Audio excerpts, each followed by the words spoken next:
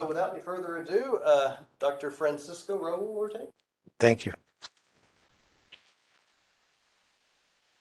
Thank you. Yeah, met Adam quite a while ago. I'm at Colorado State, which is an hour north of Denver. It's in Fort Collins, if you ever want to visit there. My area of research is 3D user interfaces, and that pretty much translates today to VR and AR, but it's anything that is, it could be 3D graphics, but it could be spatial. So mainly interactions is what I'm going to be talking about today. I have quite a few PhDs, one postdocs, and I have received funding from several agencies, including the Office of Naval Research. So I'm starting my 5th year in, oops, is this working?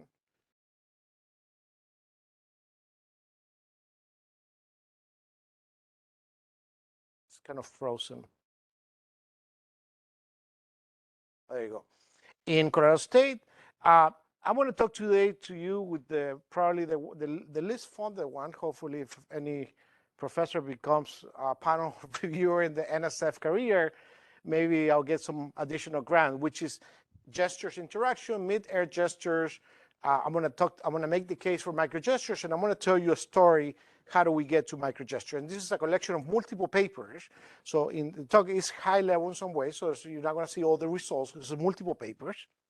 I'm also working with ONR to do visual search, AR visual search, and the trade-off between clutter. We're beginning one for training in XR with ONR, and we have other ones. This is very fascinating that I'm working new notifications in AR. So we have a few areas, and the gestures is the one that I have done the most. So the objective of this talk is I want to motivate to you why I do what I do, right? And then I'm going to show you results that we have gotten and how we're going to get to microgestures. And we're beginning to work with microgestures. It's fairly new. And then hopefully I'll get some questions. I've been doing some talks in a few universities, and actually even some students giving me some great ideas. So maybe you have some insights on how we can move forward. So let me motivate this. And when I started working on this area, my advisor was doing accessibility, but I started looking for papers. I found this paper from the late Mark Weiser, which was a researcher in Xerox PARC. And his paper is called I think it's called The Computer of the 21st Century. And he talked about how the most profound technologies, those disappear. So it's making the computer invisible. A lot of you, when you take chopsticks or a fork, it is a learned behavior, but you don't think about it. But if technology is too complex, then it's difficult to interact. So this is my motivations. How do we make people concentrate on whatever task they're doing and not the interaction? And there is a question whether AR or VR is a better mousetrap. And I would argue that it's not. It's totally different. This is anecdotal, but my father doesn't know how to use the computer. My father today has Alzheimer's and dementia, but he can still use the phone. And he learned that before that. He can use the phone is a lot easier. But when you start doing a spatial interaction, and there's a lot of complexities that happen in VR and AR, that it could get quite complex, right? And we want to make technology easier. And of course, here I have for all ages. If you're a little bit older, like Adam, have the Minority Report. And this is what I try to do in the lab. So how do we improve the interaction of 3D user interfaces? If you're a little bit younger, you have Iron Man, and if you're really, really young, maybe you have watched Ready Player One. You seen Ready Player One? I don't know if it's PG, I'm not sure. Okay. That's great. That's great. Yeah, Ready Player One is great. So, and very young graduate student we have here. Yeah, for sure.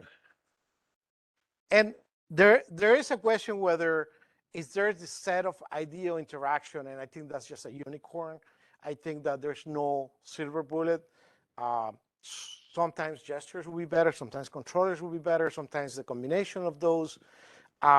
So we started thinking about these questions, and we started with the PhD that graduated looking at multimodal interaction.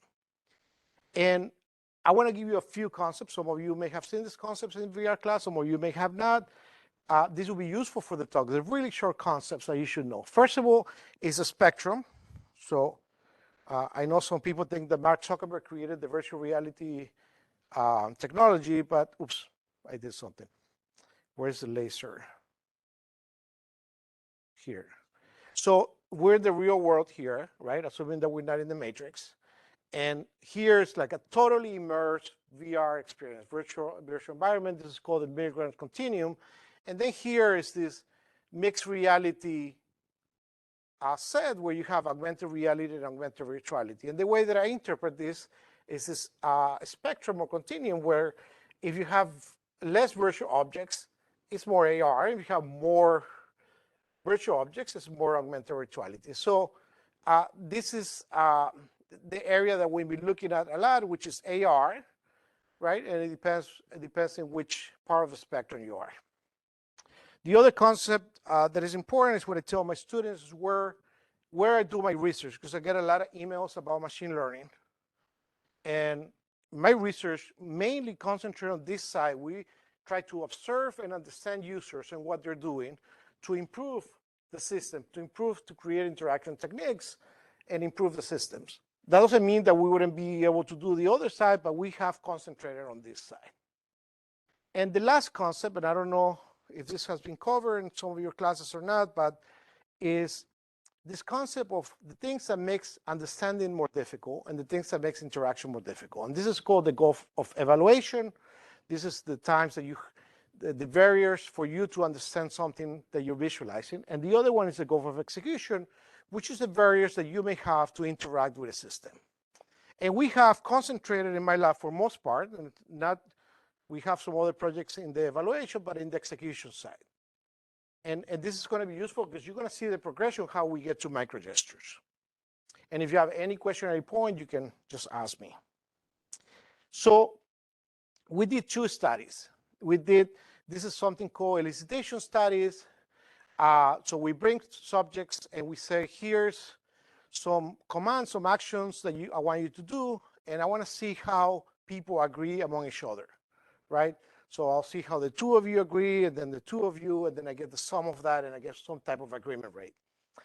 And we did 2 options. One of them, this was done for multimodal gesture and speech, gesture only, and speech only. In one of the experiments, which was in the DVCG, we placed what we wanted the user to do. So say move the cube left. However, we knew that this was going to have a downside. If you're doing speech or gesture and speech, what could be the downside of this? What do you think could be the downside of writing on the headset what I want the user to do?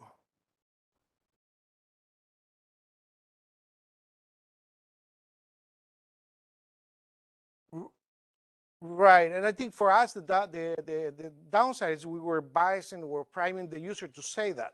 So if we want to see how would they do the speech with the gesture, they were more likely to say move left. But this is the traditional way that it has been done. In addition, we animated the commands of reference, like the create, the move left, the move right. We animated them without telling them what we wanted to do, with the hope that they will figure it out on their own. So with this is 2 studies, and just to give you an example, and I'll show you the limitations with this methodology. It's great for very basic environments. It does not scale for more complex like visualization. So we had a cube here, and the users say, okay, we're in the gesture only mode. We want you to gesture, and we want you to enlarge. We'll say enlarge. They would enlarge this system. In the other one, we wouldn't write enlarge. We would just enlarge it ourselves and hope that the user would do a gesture or a gesture speech that would accommodate that. So those are the 2 differences here. They create, it's the same thing. We'll say create, the user will create it, but with the animation, we'll have to pop it up. The one that was really problematic was the select on the animation. Maybe that's just a limitation that we weren't that creative, because we will highlight it on the gesture only, but a lot of people didn't understand that we were asking them to select, because we're asking them to guess. But every other one was fairly accurate. There were multiple references. So what we found, and some of this thing has been known, but we were looking at this in optical see-through with headset. We found that, for example, for multimodal interaction, people who tend to prefer to do rotation, say 30 degrees or 40 degrees. We noted, and this is known through gestures between humans, is that sometimes with something more complex, we use gestures just to offload the workload of the user, how difficult it is. When the rotations were found to be a little more complex, gesture and speech were usually preferred, and there was an agreement of what type of gestures would be produced. Obviously, for direct manipulation, gestures were preferred. But we said, and of course, this is what usually generated with an elicitation study, which is you say this gesture will be best for this interaction. The problem is, to be honest, this is not the most interesting part of the elicitation study, right? The most interesting part of the elicitation study is the additional stuff that you learn. So one of the things that we learn we know that in human-to-human gesture communication, gesture and speech communication, we'll gesture, maybe just gesticulation, just gesturing. We gesture before we speak or after. But in a system, consistently for more, in the average happen to start the gesture right before the speech. And these windows of time were consistent with what we see in a human-to-human communication, except that it was a tendency to start the gesture before we were going to say something like, give me that, or move this here, and so forth. So we did these two studies, and we said, well, is there any difference now with the two studies between showing them animation versus telling them what to do, right? And there's additional findings. In general, we didn't find some differences, except in abstract reference, which are create, delete. So the references that have no spatial mapping. Definitely, the speech was improved. So if you want to elicit people to do gesture and speech or speech alone, animation would definitely be better, right? Because you're not biasing them. There was no bias on the gesture. We thought that we could bias them on the gesture when it's moving, right? Because we did a small study with kids, and we see that kids do get biased when you do the animation, and then they'll do the same on the screen. And people did perceive lower workload with animated reference. It is subjective in nature, this survey, but it is important in case if you want to do maybe, no, I'm not sure, but maybe a training system will be useful. We have another study where we did a boundary. We told users, okay, your hands are getting out of the field of view, right? It was a very small study that we did. And it was very useful for naive users, but someone that already been using AR, it becomes difficult. So, but animations, if you need to show someone how to do it, animation this may be an indication that it produces lower workload. And if you see here the agreement rates, and I won't go over, there's a book that my student and I wrote. It's free. It's called The Concise Guide to Elicitation Studies. It's a PDF. It's free. It talks about how to do this. But 1 is high agreement. Everybody agree on the same gesture. 0, nobody agree. And then in between. And of course, this is not machine learning. You're not aiming for 1. There's some papers that show you that depending on some statistics, 0.3 would be a good agreement rate. I'm not that strong in statistics, but we did follow that. I know Ed is very strong on statistics here. So, but we see here in the select, in the animation modality, people just didn't agree on the same gesture, and it's possible because they didn't even know they were selecting something. Now, they did increase the abstract for this, but there's not much difference. So what does this really mean? Well, what does it mean this for elicitation? First of all, it means that it's good news that for simple environments, right? There's always been this argument in the community doing gestures that, no, we should just implement interaction techniques and test them, and we're doing some of that. And other people say we should do elicitation studies because, it's what this human-centric approach. Well, it's great for very simple environments, right? We had different subjects, same population, right? Which is the population was college students for most part. because the gestures were quite similar, regardless of and there were different subjects. So people, they have this legacy device bias from other devices, from touch, and actually it's a good thing. It's not a bad thing, as some people think. So the major findings actually from meditation, and I've been saying this for a long time, is not that gesture set. That gesture set is just something that happened there. It may be helpful in some ways, but it's the additional information, the additional observation that you. But it also, we noticed that by later trying to look at complex environment, the recitation is not useful in a very complex environment. So we said, okay, we need something more. We did something very basic, but does it really this generalize to something more complex? And Adam we looked at different domains and found immersive analytics. So immersive analytics is 3D data visualization. Info visualization could be scientific too. Doesn't have to be, but it usually is being in stereoscopic rendering. I mean, VR, AR, most of it is VR. One of the things that we did like about immersive analytics, and again, is that there has been findings that in certain tasks, the immersive analytics were better than 2D form visualization and 3D visualization on a desktop, right? And this has been, I know it's been changing on the InfoVis community, but this has been something on the InfoVis. There's a book called Immersive Analytics, 2017. It's written, I think, mainly by VR people, so it may be a little biased, but we say, okay, this is good. We can use this. And here are some examples of information visualization. So here they're looking at some graphs.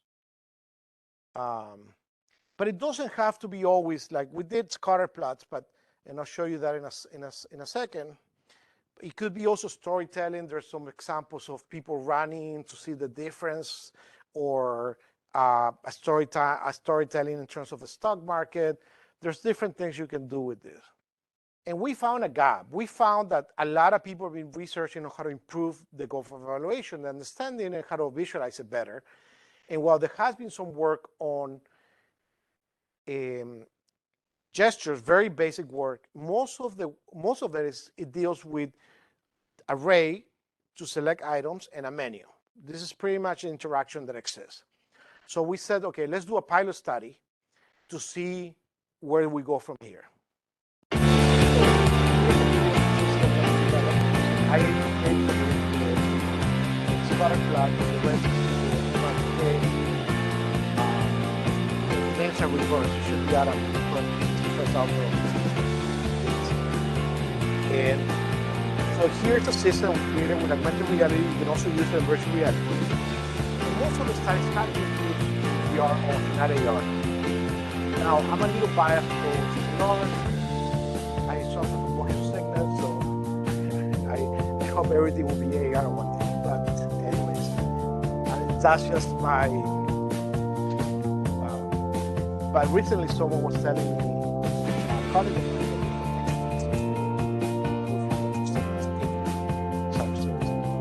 so here you use a scatter plot. We use a very simple data set.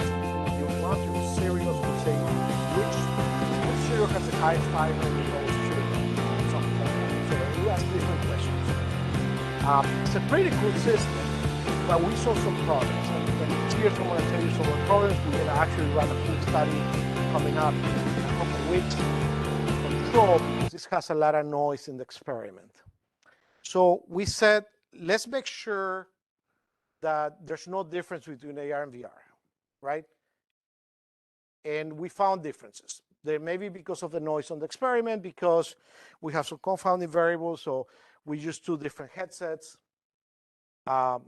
What other differences do you see here? The interaction. What else do you see? Well, this would be a VR. Maybe the VR class would know what is different between the HTC Vive and the AR. Additional differences, right? But the field of view is different too. 110 versus 54. So there are some differences, right? But we were running late because we needed to graduate the student. He's going to a postdoc. So we said, okay, let's go with this. We'll do the full study later. So what we did is a typical, the pre-study, like a paper folding test, demographics, paper folding test to see their spatial ability and so forth. Then we let them at least test each tool one time. They could stay longer if they wanted to. We didn't limit their time.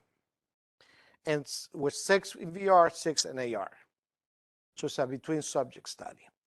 Then we say, okay, we want you to generate questions about the data, explore the data, and then answer questions about the data. And we let them explore, but we also ask them questions that we had predefined. And then we did the NASA TLX and some possible questions. So what were the results we got? There's some interesting stuff. First of all, in VR, we didn't have the room model. We're going to have a model for the experiment now. But they were in a small office.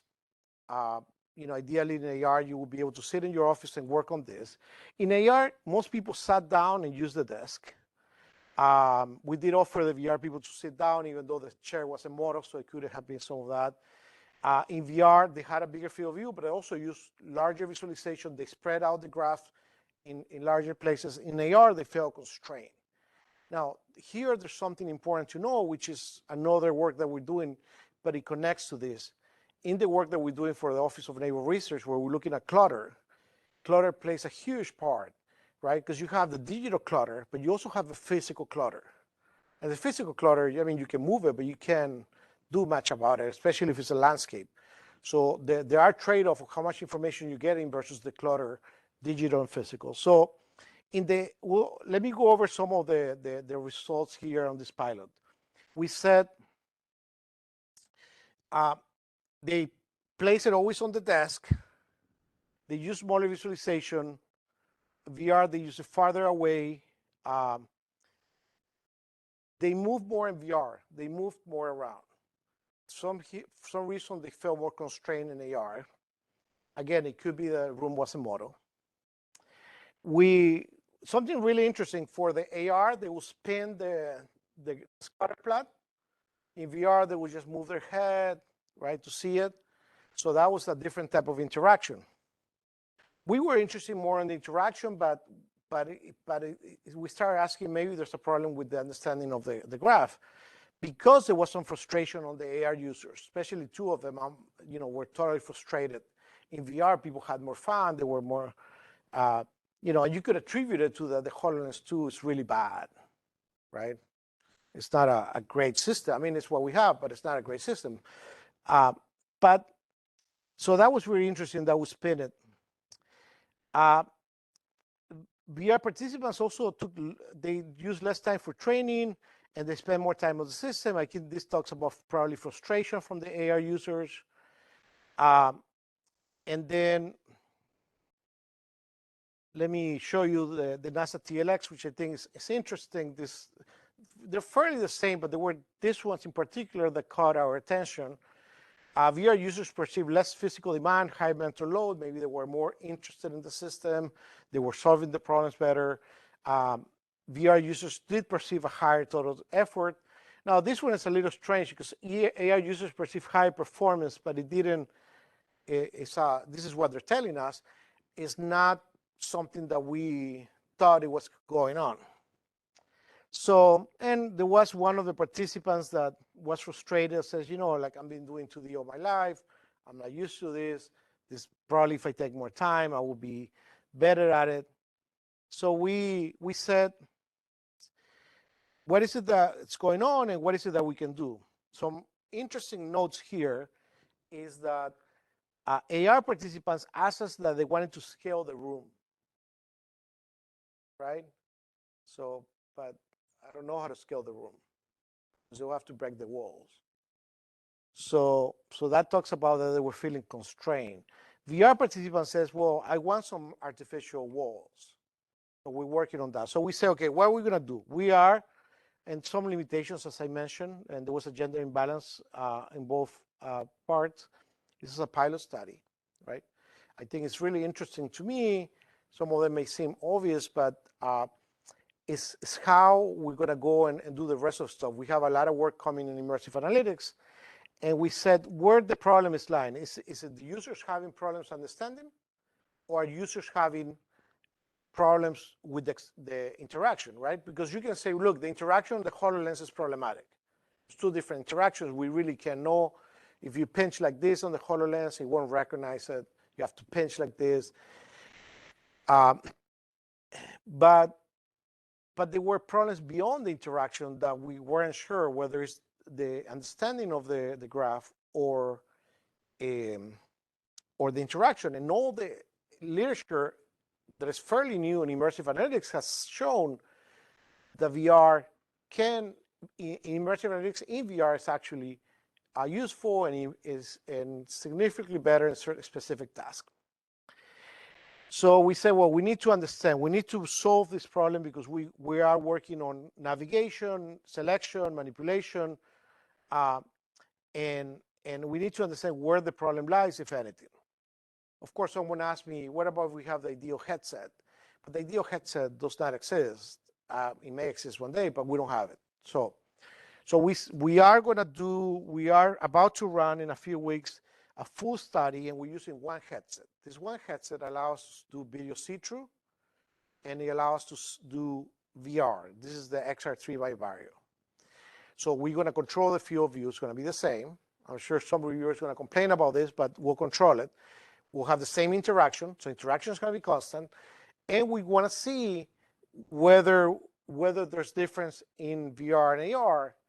Because if there are differences, that means the interaction has to be, it may need to be different, and we need to work on that. Maybe the VR studies do not transfer to AR. Maybe they do. I don't know yet. But there is an issue with gestures in general, and this is where I wanted to get to the talk, which is the title of the talk, but it's the least part of the talk. But I want to make this case for you that using controllers and gestures is not something that you could do for a long time. People have reported fatigue as early as 15 minutes of doing gesture, and they get this very well-known syndrome in VR. They call it gorilla arm because they get tired, right? Because if you're doing it for too long, some people can do it for an hour, but people have reported fatigue at 15 minutes. So if you think that AR may become pervasive, may be your phone, I don't know if that's going to be true or not, but if you think that it may be pervasive, like the phone is, then could you gestures for 8 hours? Right? Or could you use the controllers for 8 hours? There has to be something better, and we've been working at this microgesture. So let me define microgestures for you. Microgestures, I think, are really interesting. Most of you that drive a car have the volume controls, right? These are very small gestures. Won't take more than 4 seconds. They're limited on the expressions that you can do, but you can move your thumb and your finger, right? It's very small gestures.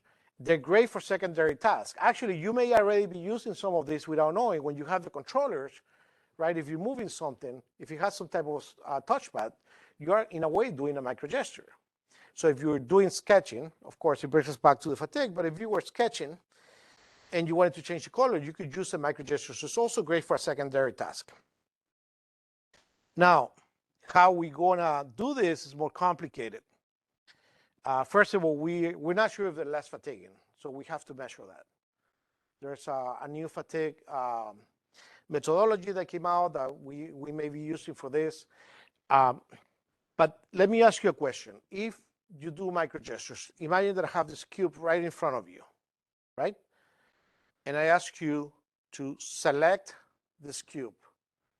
How would you select the cube? And you don't want to be moving your arms because that would be a Midair gesture and that will give you fatigue.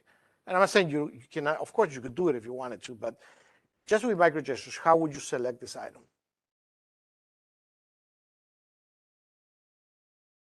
With a microgesture, how would you select? So you have 5 cubes, red, blue, different colors, and ask you to select the blue color, and you're using the headset, right? You have this 3D environment. How would you select? And they're in different planes. How would you select right, but that would be a Midair gesture, and that's okay to use it. But if you start doing it too much, you'll get tired. So the answer is I'm not 100% sure how to select it. We've been thinking about different things. One of the things I've been talking to a colleague is that you can, it's not perfect, or you can have kind of like a plane in a 2D, just, you move it like a mouse and then it will do a ray, but it's not ideal either. We've been thinking about, these are mock-ups. I'll show you some of the ones that we're actually doing. This is kind of like from the classical iPod. So you have a virtual widget in your hand. It could be a physical one, but then it will be maybe a controller, but you have a widget. And the classical iPod, some of you may be too young for this, but it had like a wheel. I think Adam was too young for this, right? Had the wheel, and then you will move the menu. But this only help us in some situations. In AR, if you only have a few things to select, it may work great. But if you're in a very, and I'm thinking about all this in AR mode, right?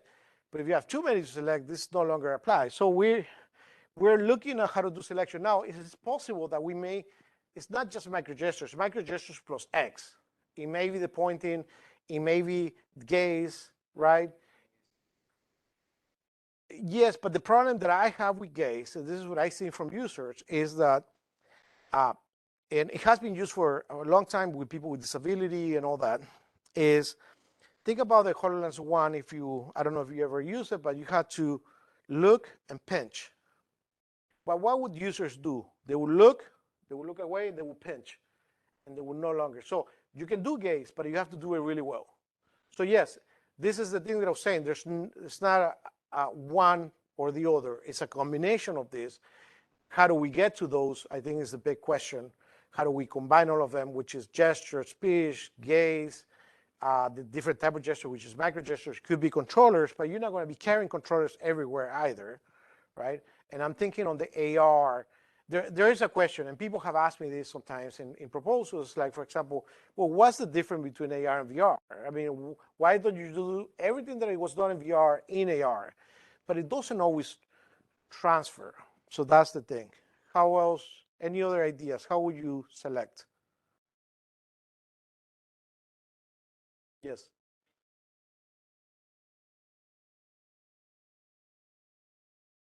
So you enlarge, but how do you select the object to enlarge it? Because you have 5. Which one would it enlarge? How does the system will know which one to enlarge? And it's interesting because I started asking me this question because we had an experiment, a failed experiment that we can't polish. There were some issues that, but I went to test it, and I'm like, well, we can't select. We can't select with microgesture alone, right?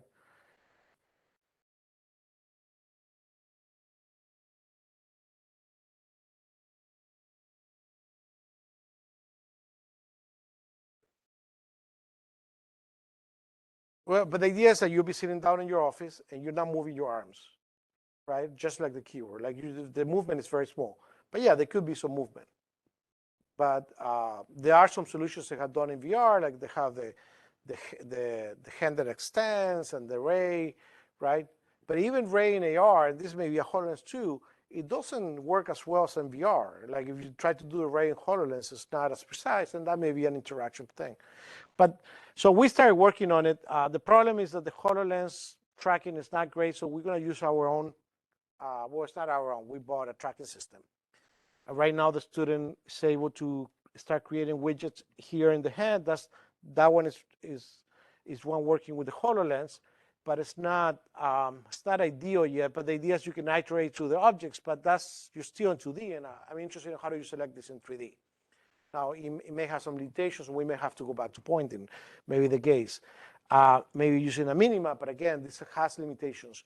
So microgesture is really interesting, but the question is, can it still be used for primary task, as opposed to secondary task would be easier, because you just tap to do your different colors, for example. Yes, sir.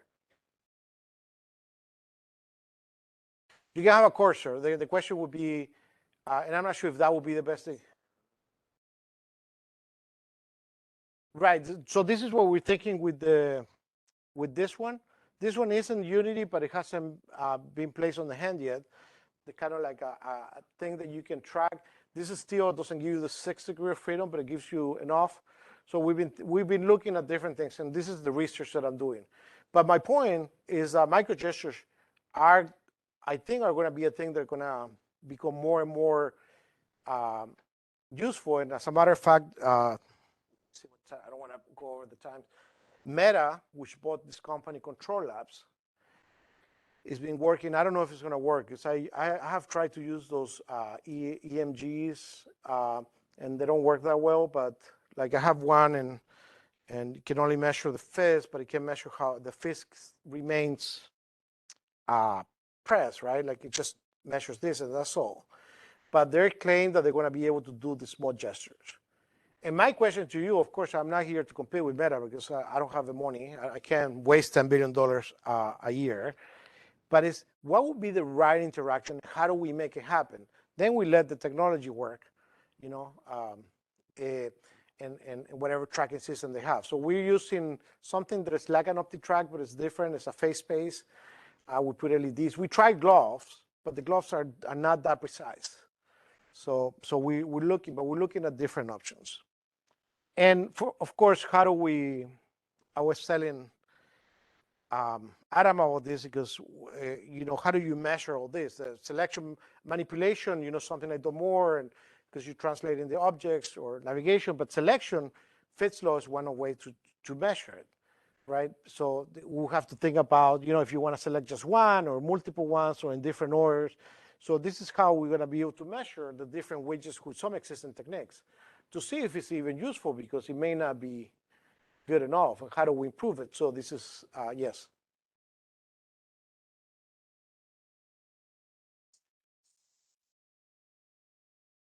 No, we're thinking about doing like maybe small physical hardware, and I've been getting really inspired by seeing Ed's and Adam's lab. I'm really not a maker, but I have a couple students that we bought the 3D printer. I'm really clumsy with my hands, but we've been thinking about small widgets. Now, someone told me, because someone reviewed some of this work in a proposal that I wrote, said, well, if you do physical stuff, you're doing a controller, but not necessarily, because it may be a small widget.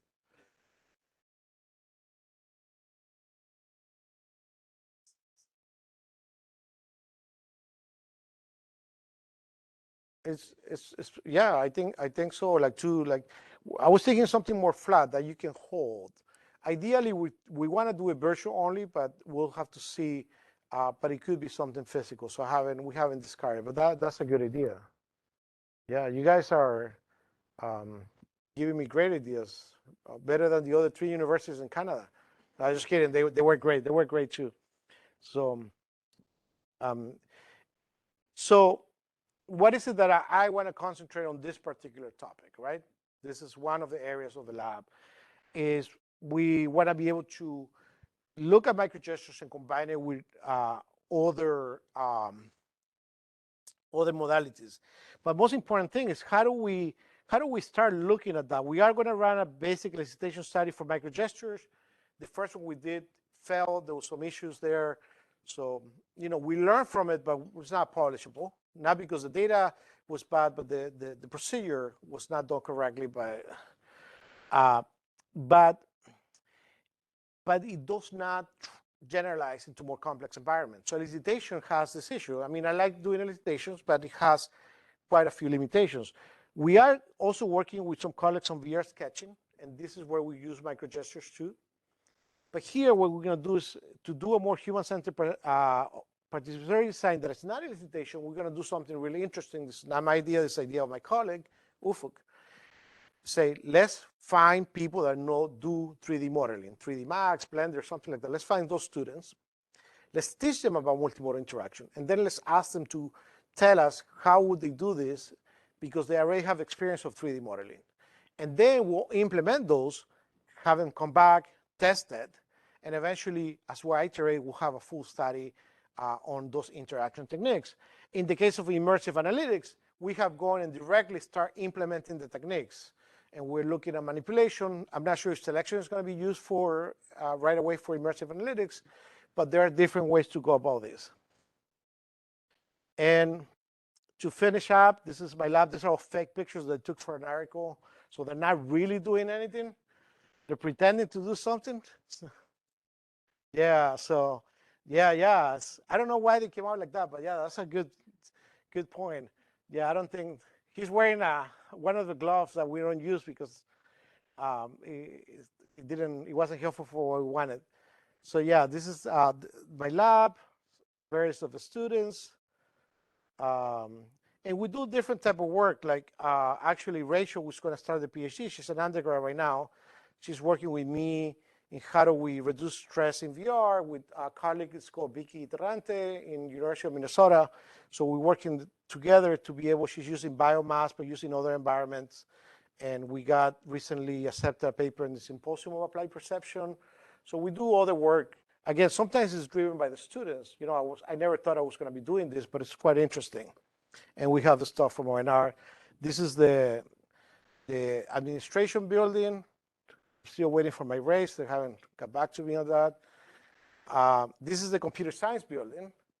And so you see that we do have electricity. Students can work really late. Right, yeah. Well, I guess the 53% indirect is not paying for the lights. It's paying for the 1.5 they pay the president, the fire, and the football coach. So this is my house here. I bought it. Took me a long time, so I showcase it. It was almost impossible to buy this thing. 8 months took to buy this. This is the oval. It's an oval. You can't see it here, but people hang out here. This is the city, the downtown of Fort Collins. These are places around or farther away. This is Yellowstone, which is like 12 hours, but just, you know, but closer. If you drive from here, it would be a lot longer, right? This is, I don't know which one this is, but we have one close called Winter Park. There's a lot of outdoor stuff. I'm not an outdoor person.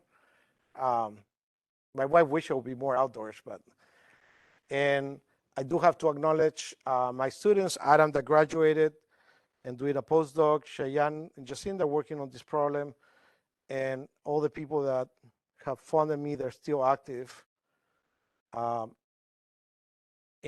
that's my email. I'll make the slides available to Adam.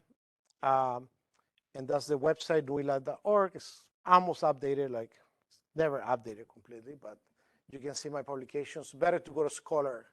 Those are more updated. Scholar.google.com and my profile. So with that, I'll be more than happy to take your questions, and I'm very happy that you had me here. Hopefully you were able to get something. This is meant to be a high-level talk of multiple papers, so it's not all the findings, but it's to be able to hopefully spark some ideas on stuff that you do, or so thank you so much, and please ask any questions you have.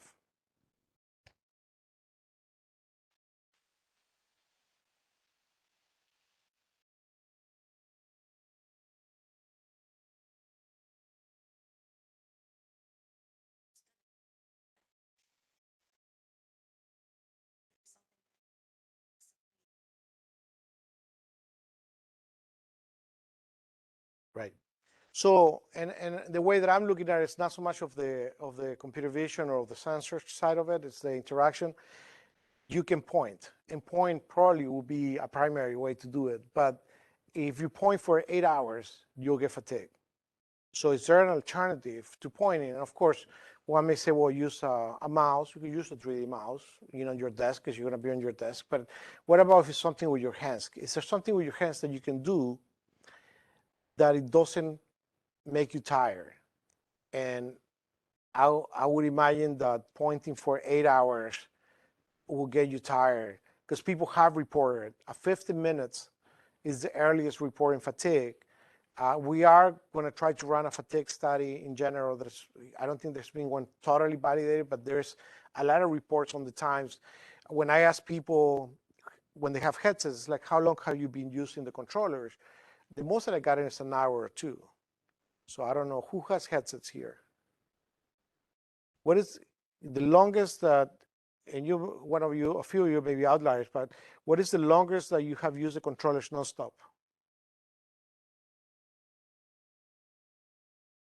2 hours a day, that's pretty long. Right, well, that's another issue. Yes?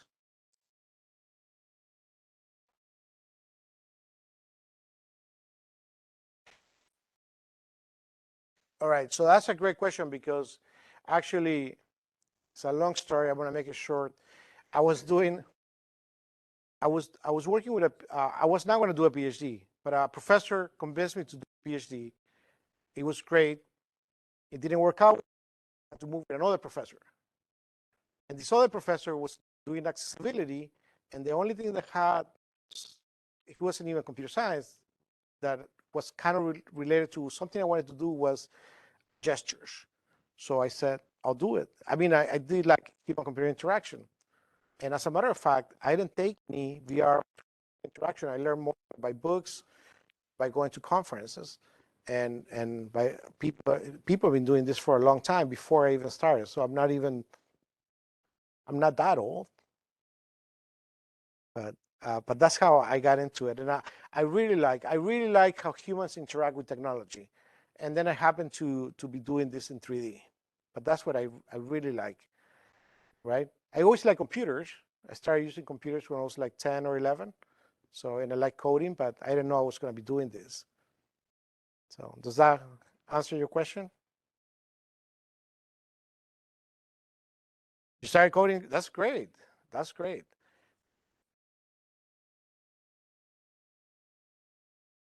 Oh, how do I don't know how to do this.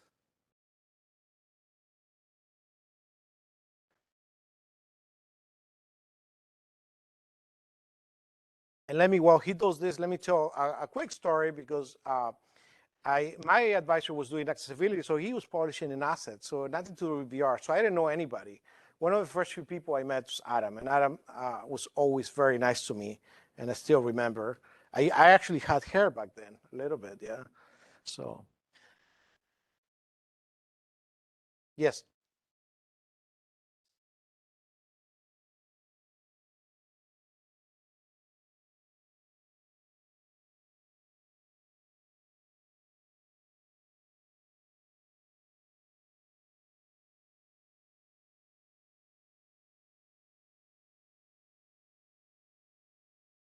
I think you're right, and we did envision having the person sitting down.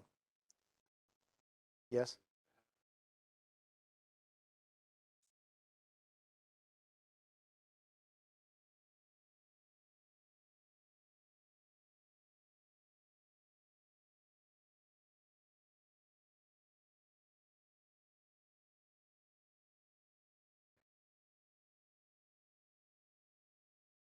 Yeah.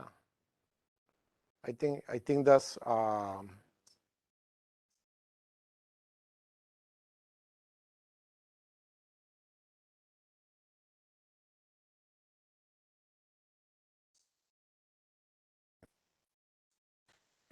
so we have been thinking about it, and I talked to Rob recently of Tether. He says let's start doing the microgestures on a touch phone or something like that, and I think it allows to.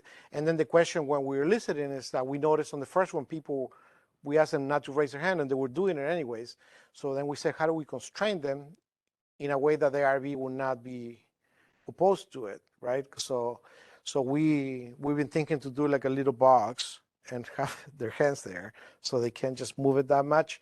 But just to have them do the microgesture. But you're right. I think the fact that they're not resting, because you can be typing all day. So it's not that you get tired by that, right? Right, right, right.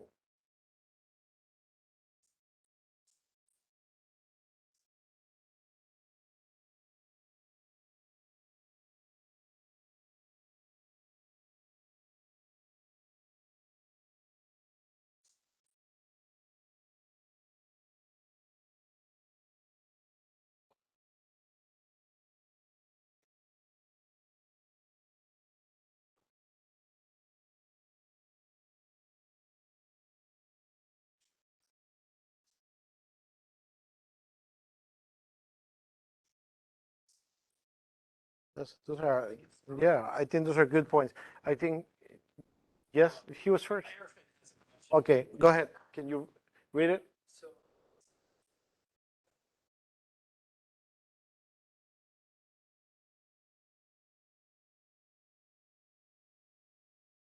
Okay, yeah. So it's a good question. There are other papers in microgestures going even from smartwatches. I think this is where it started. How do you do gestures on the smartwatch? It's possible there's some microgesture in VR. I can't remember right now. Wolfgang Schusslinger may be doing some of that, but I haven't. We are going to probably have to do some comparison at some point, but I haven't looked at that. So that would be the answer to that. And I think this is the Adam and Ed's. I think it's a good idea. I'm taking something new back to my lab. So I think that may be an issue. And actually measuring fatigue to see really what's going on, that may be also interesting in itself. So yes, any other question? And thank you for asking Metaverse people.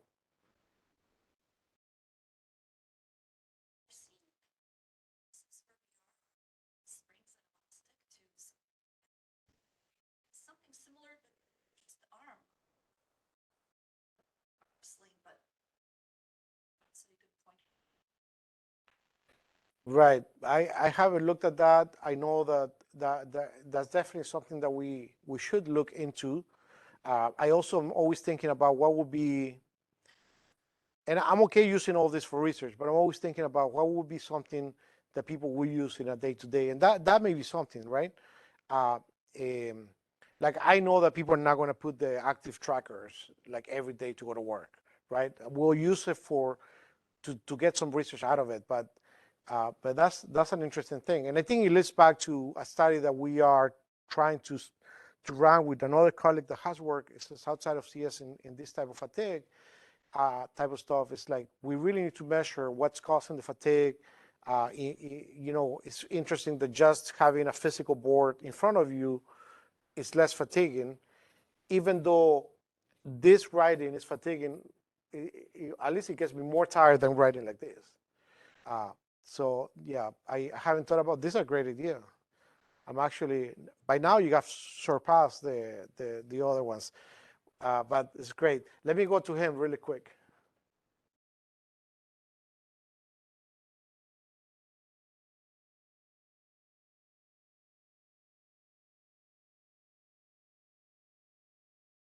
Yeah, instead of control, it would be the hand. That's a very good.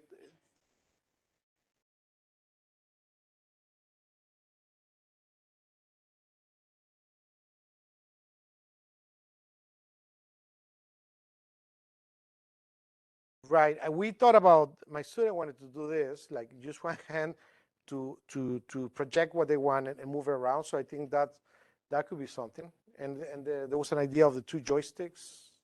So that could be, that's a good question. You like computer science a lot? You like computers?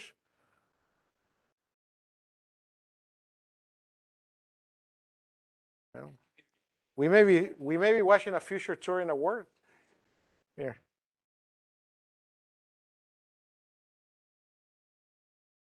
Okay, thank you.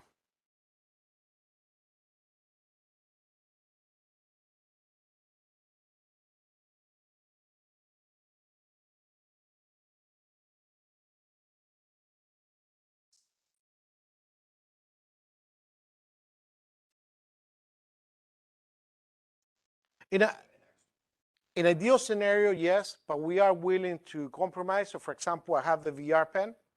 So there you can do some microgesture, but you're still tracking.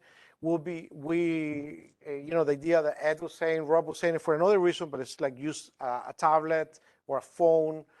Um,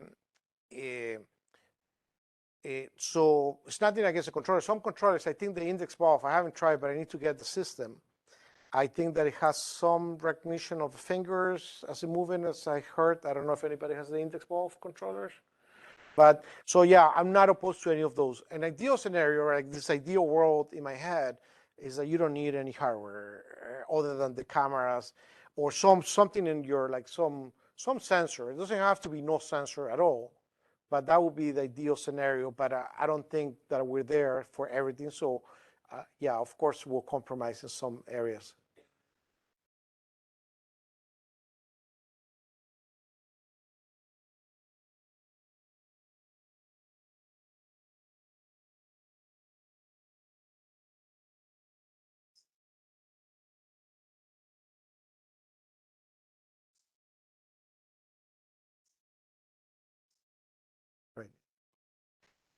For some of the studies that I do, you're not limited because when you do a Wizard of Oz, you imagine that anything will get implemented that is, possible, like not time travel or something like that, right?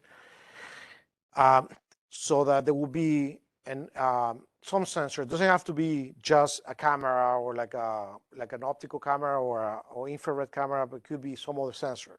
So in those studies, you can get away with that. In other studies, you are limited by the hardware they provide. In an egocentric camera that's pointing from your headset will have a lot of problems recognizing the M, the N, or the O on American Sign Language, right? As opposed to one looking from the other one. There are other solutions, but I try, maybe for my lack of expertise on all this deep learning, we try to look at more at the behavior, what would they do. In that sense, there's not constraint.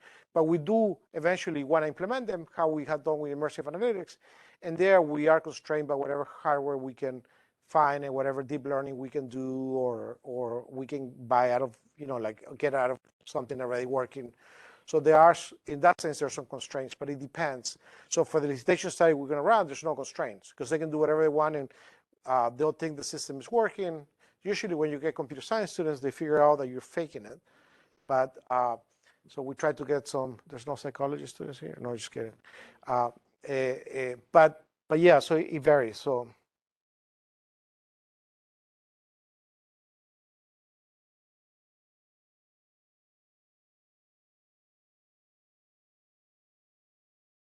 Well, what I was thinking is you're in the office working, or in your house in the desk. Your hands will be the desk like in a keyboard, right? And you'll be using, you may still use the keyboard maybe, but you won't be moving the hands a lot.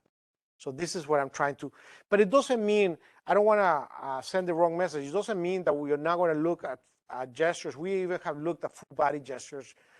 People tend not to do a lot of gestures with their legs, but the kick was one that was fun enough, but I don't think people are going to do it in their office. I mean, maybe in a meeting, but not in an office. But yeah, ideally you're sitting down, right? Or mid-air gestures would be a lot better if you're in a co-located place and you're collaborating, you're looking at the graph, and I think that would be fine. It's totally fine with that. But I think there's something to what Ed was saying and what Adam was saying in terms of the fatiguing, maybe because you're just doing it in the air, right? The whole name mid-air interaction. So I'm not saying that you should not use gestures. What I'm saying is that microgestures is another tool to this whole set of input modalities you have.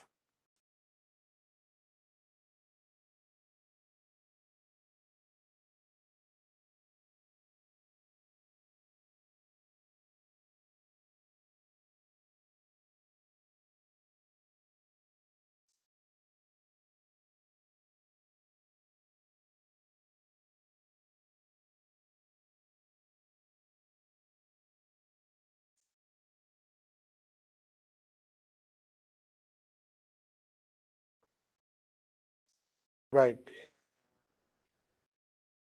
Right. We will probably look at a lot of this. This has been done in VR, for example, even for walking. There's a paper a few years ago that looked at, for every step you do, kind of like the CD, the gain that you get on the mouse, right? The control display ratio, right?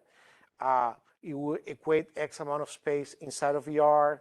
So you can do a transfer function for those things. So that is a possibility.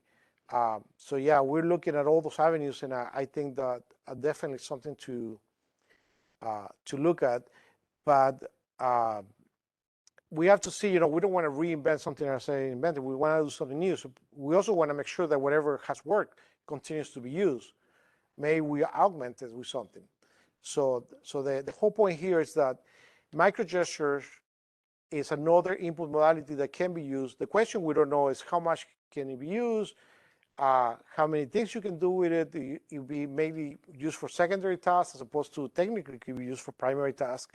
So I'm trying to learn. So some studies will constrain microgestures, but it's not because I think microgestures are better. I think it's just we need to study this further. But they are useful. You're driving your car and you're doing the volume. I mean, right there you're doing some microgestures. They are useful, but the question is how useful would it be in this 3D environment? And maybe it's not. So that, we are doing other interactions that do not require microgestures. But yeah, that's a great question and comment. Thank you. Yes.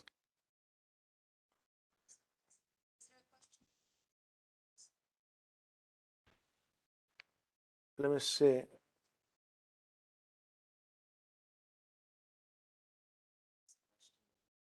Yeah, sure. And thank you for the comment. I think the comment, yes, we should consider other things.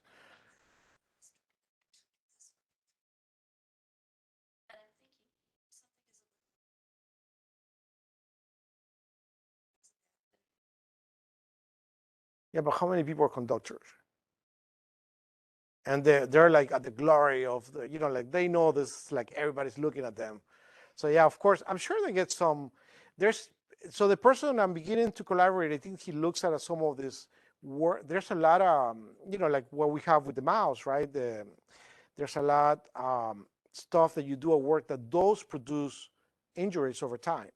So there are people who have looked at that. So we are trying to look at that over time. So just the fact that they're doing doesn't know it produces. Well, I started using a vertical mouse a year and a half ago, or 2 years during COVID, and it changed my life because I no longer have pain. It's not as precise as the other mouse, but it's good enough for what I do, right? Like I'm not really doing 3D modeling myself. So, but you're right. I mean, yeah, I don't know exactly how they do it, but yeah.